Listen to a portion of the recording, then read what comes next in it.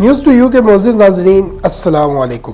حضرت سفیان ثوری رحمۃ اللہ علیہ دین و دنیا کے تاج، زہد و ہدایت کی شمع، عالموں کے شیخ، بزرگان دین کی درگاہوں کے دربان اور سچے پیشوا تھے۔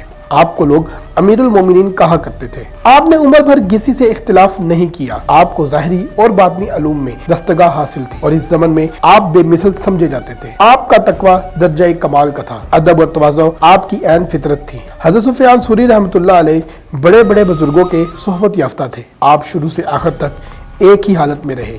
آپ کے مزاج میں ذرا بھی تغیر و تبدل واقع نہیں ہوا۔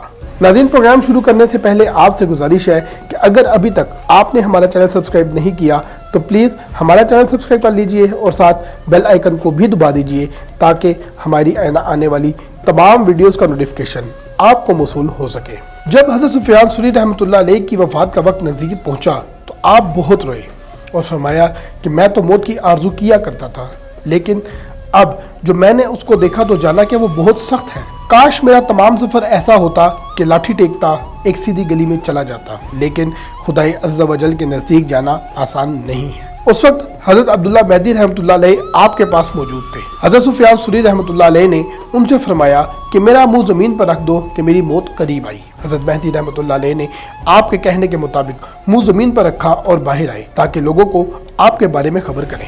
جب وہ باہر آئے تو دیکھا کہ تمام لوگ جمع ہیں۔ انہوں نے لوگوں سے دریافت کیا کہ تم سب کو کس نے خبر کی؟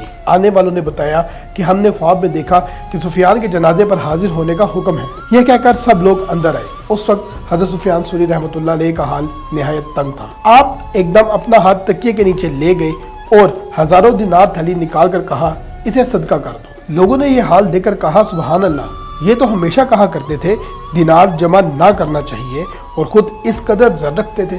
حضرت سفیان رحمۃ اللہ علیہ نے یہ سن کر فرمایا کہ مجھے 18 سال کی عمر میں بخارا میں مرنے والے ایک عزیز کے ورثے میں یہ رقم ملی تھی۔